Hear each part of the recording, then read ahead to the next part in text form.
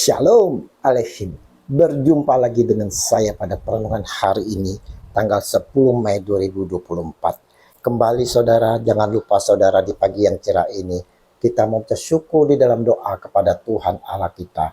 Dan juga jangan lupa berilah senyuman dan sapaan kepada sesama kita. Kita awali perenungan pagi hari ini dengan tanda kemenangan kita dalam nama Bapa dan Putra dan Roh Kudus. Amin. Bersama Yesus, duka cita akan menjadi sukacita. Hore. Bacaan itu hari ini diambil dari Kisah Para Rasul 18 ayat 9 sampai 18 dan Yohanes 16 ayat 20 sampai dengan 23a.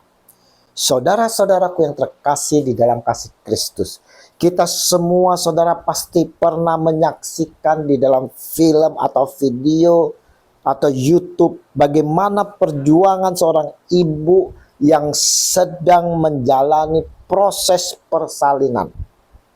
Bagaimana perjuangan dan rasa sakit yang dialami oleh ibu tersebut saudara. Kita semua yang menonton pasti akan turut menitikkan air mata. Kita akan ikut merasakan kesakitan bagaimana perjuangan seorang ibu. Memang perjuangan yang dilakukan ibu untuk melahirkan normal adalah perjuangan hidup atau mati. Karena kalau si ibu tidak tahan, itu bisa lain ceritanya saudara. Akan tetapi anehnya saudara, ketika sang ibu mendengar tangisan bayi yang baru lahir, rasa sakit bersalin itu seakan-akan lenyap tertelan oleh sukacita dan kegembiraan yang tidak terkatakan. Sesuatu dengan apa yang disampaikan oleh Yesus kita dalam Injil hari ini. Seorang perempuan berduka cita pada saat ia melahirkan, tetapi sesudah ia melahirkan anaknya, ia tidak ingat lagi akan penderitaannya. Karena kegembiraan bahwa seorang manusia telah dilahirkan ke dunia. Yohanes 16 ayat 21. Saudaraku, ini merupakan suatu penghiburan saudara bagi kita, di mana suatu ketika di dalam kehidupan kita ini yang mengalami pergumulan hidup yang cukup berat, bahkan dapat membuat kita menangis atau bersedih.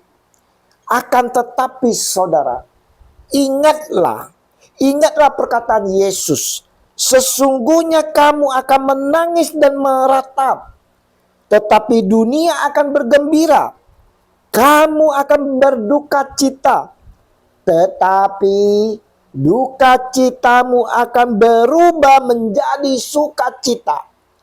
Yohanes 16 ayat 20. Kesedihan atau duka cita yang dialami kita, saudara, di dalam permasalahan hidup, penderitaan yang kita hadapi, itu semuanya hanyalah sementara saudara. Jika hidup kita di dalam Tuhan Yesus, Tuhan tidak mau umatnya kita semua larut di dalam kesedihan. Duka cita ataupun kesedihan yang kita alami, kata Yesus, hanyalah sementara saudara. Dengan iman kita harus meyakini pada saatnya kita akan kembali bergembira. Hal ini merujuk kepada kebangkitan dan kenaikannya serta turunnya Roh Kudus.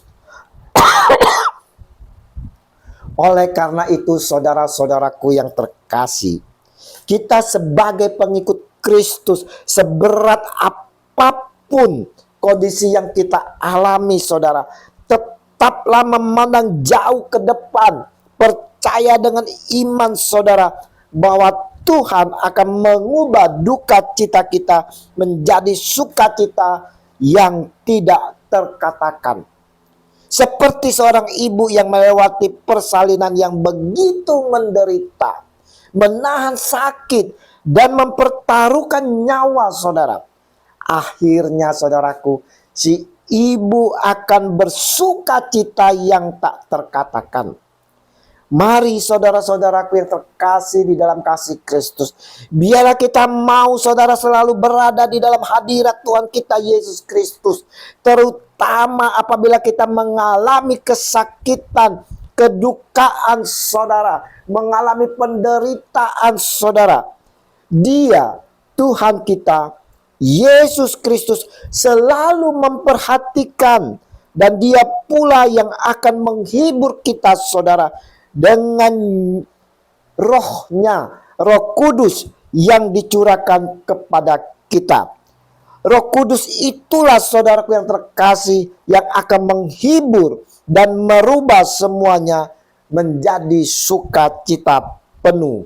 Untuk itu saudara, marilah saudara, kita mau merindukan sekali saudara roh yang dijanjikan oleh Yesus itu sendiri, yaitu Roh Kudus. Roh sebagai penolong kita, sebagai penghibur kita. Tuhan Yesus, kami rindu berada dalam hadirat-Mu selalu. Kami rindu senantiasa pencurahan Roh Kudus kepada kami. Biarlah Roh Kudus tinggal di dalam diri kami dan memberi kami sukacita, damai sejahtera, kini dan sepanjang segala masa. Amin. Dalam nama Bapa dan Putra dan Roh Kudus. Amin. Shalom.